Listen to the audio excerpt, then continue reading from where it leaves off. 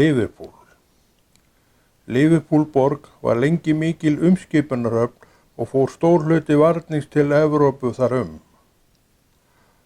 Borgin missti stöðu sína sagt var vegna ítrekkaðra verkfalla hafnarverkamanna við höfnina. En það var ekki fyrr en á 20. öld. Á endalausum verkfallsaðgerðum í Liverpool urðu flytjendur varningseðlilega þreyttir og fundu sér aðra höfn en Liverpool til að flytja vörur sínar Annarkvort Amsterdam eða Rotterdam gegna þessu hlutverki í dag í Evrópu. Hafnarsvæðið í Liverpool gríðarstórt og höfnin á sínum tíma langt á undan sinni samtíð með heilan her hafnarverkamanna hjá sér.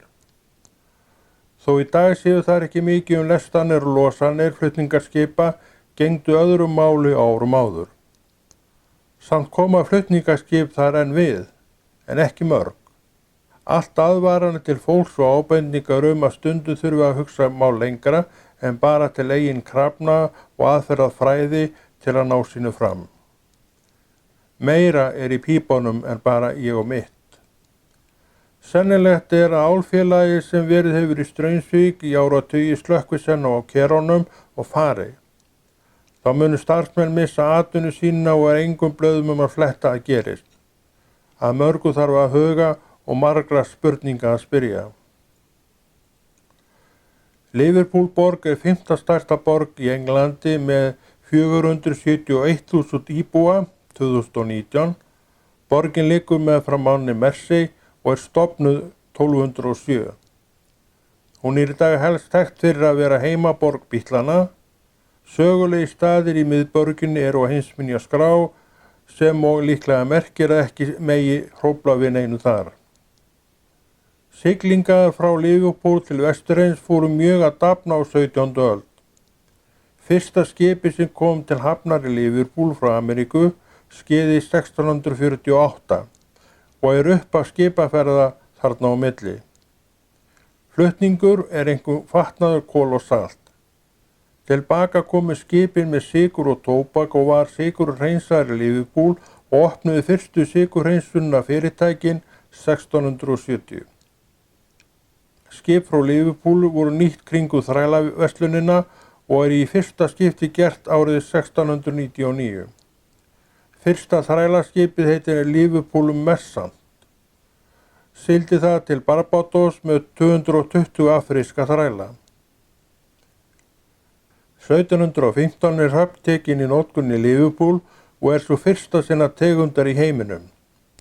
Höfnin grafin inn í landi og svo stór og afkastamikil að unnt var að afgreiða í henni 100 skip á sama tíma. Liverpool verður mikilvægasta hafnaborg Englands og Evrópu. Í lok 18. aldar svo komið að 40% allra þrælaskipa heims og 80% breskra þrælaskipa frá Liverpool. 1799 voru 45.000 þrælar fluttið frá Liverpool til Vesturheims sem var metár. Við vitum að þrælar voru seldir öðrum til eignar. Ekki skemmtileg saga að eiga en það sem gerðist. Maðurinn sér ekki lengra nefi sínu. 1850 búa í Liverpool 300.000 íbúar. 1833 komið á þrælabann í breskum nýlendum.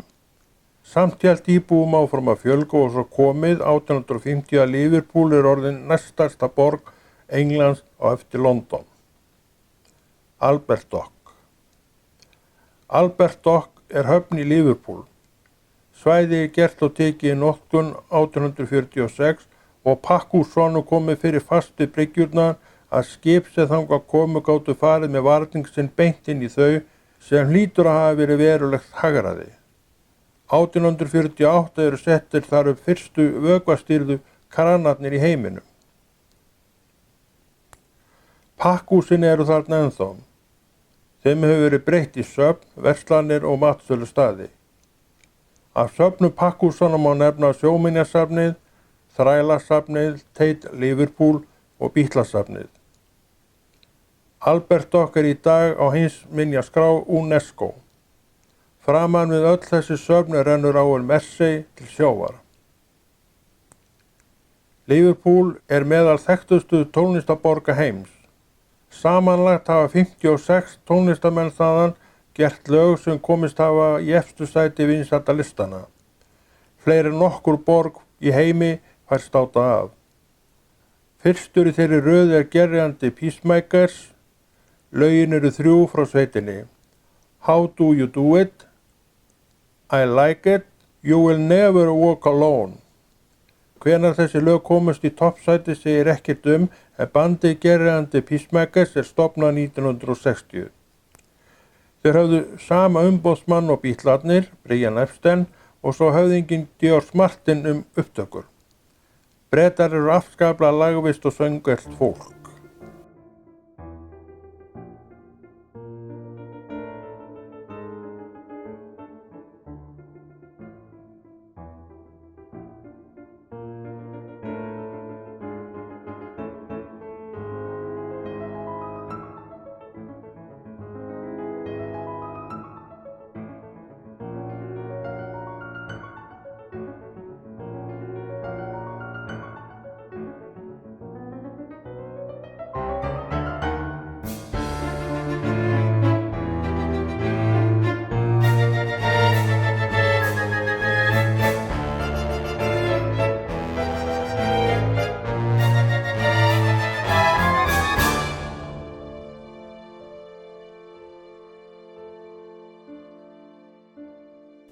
Cavern Club, stofnaður 1957.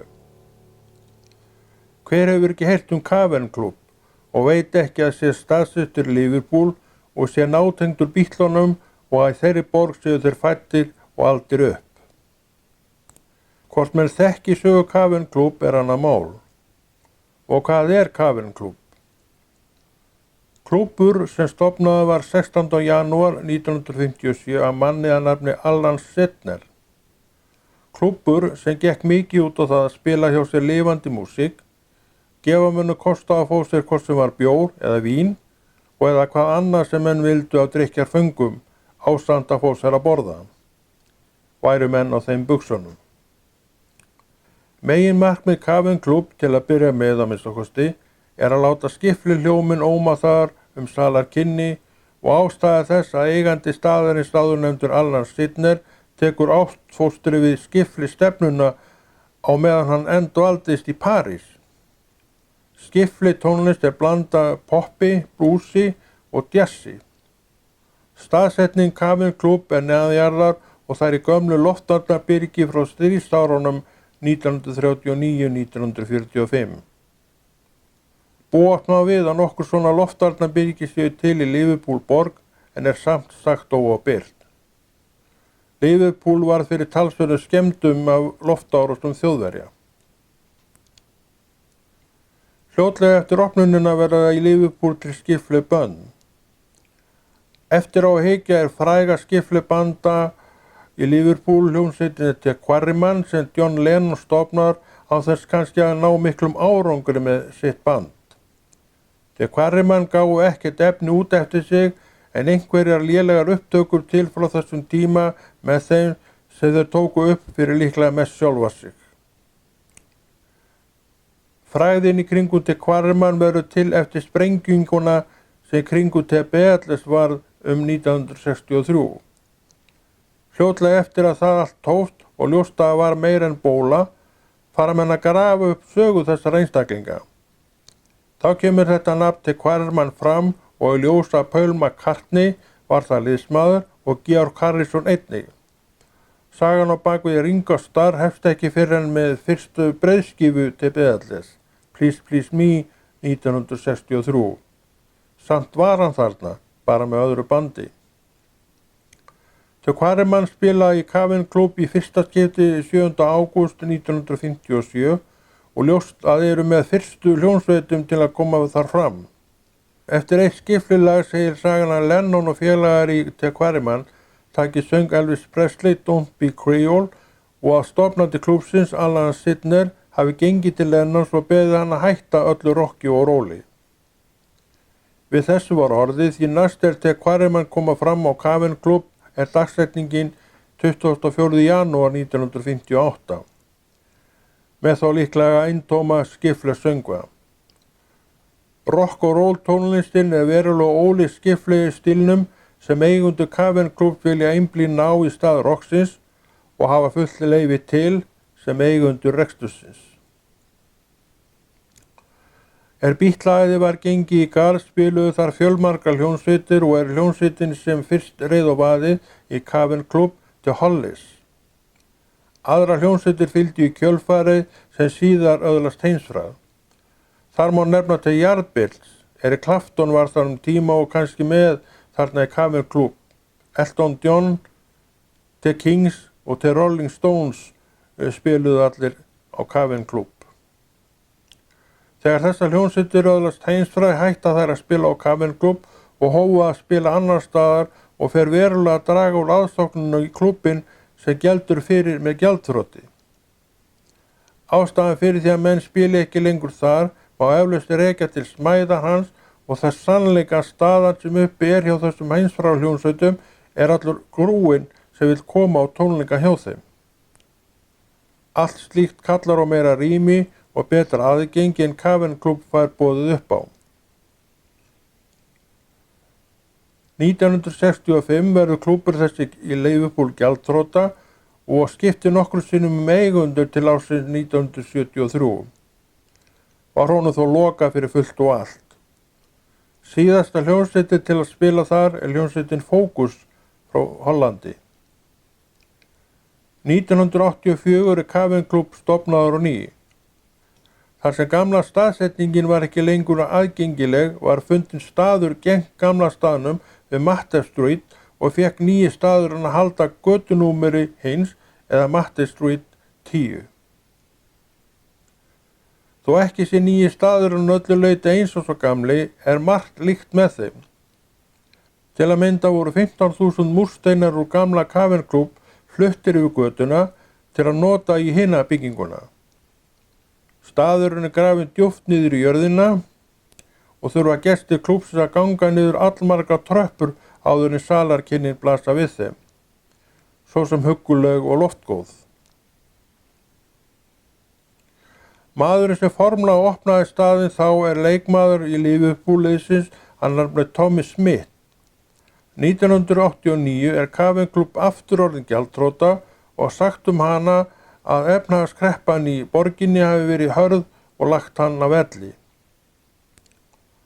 18 mánuðum síðar, 1991 til 1992, klúbburinn enn opnaður og eigendur nú Bill Heckley og Dave Jones sem reka hann í dag. Þar bar og þar tónlist spiluð á hverjum degi og langt fram á nótt.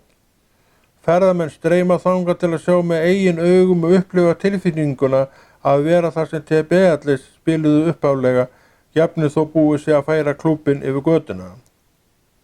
Tónlistin sem þar spiluð frá 7., 8., 9. og 10. áratug seinustu aldar.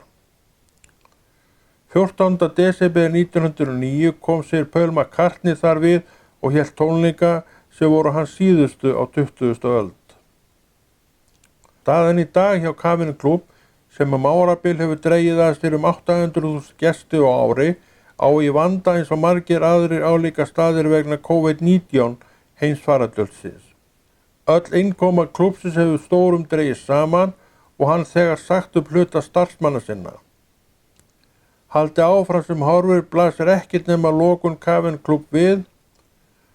Cavern Club í dag ekki safn, heldur partur skattgreiðsla til Liverpool borgar með 100 milljónum punda þjónustu á ársgrundvelli. 19. september 1964 komum við í Cavern Club íslenska bítlahljómsveitin Hljómar frá Keflavík og það fyrirkomulag notað að fljúga til London og taka járnbrautarlest yfir til Liverpool og banka upp á hjá klúbbeigundum og þeir spurðir hvort þeir, meðlimir hljóma, mætti ekki spila hjá þeim nokkuð lög og fengu tilbaka svarið, jú, ekkert mál. Hér eru á ferð alvöru og ekta ungir menn að spila líf sitt að fingur fram, eins og ungt fólk oft gerir og mikið var á þessum árum. Vá, hvað fólki datt í hug.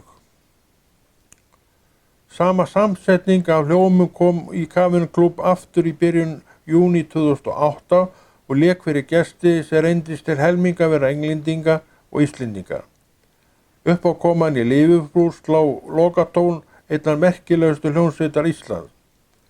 Söngvar hljómar lifa enn ágætu lífi í veruleika Íslendinga.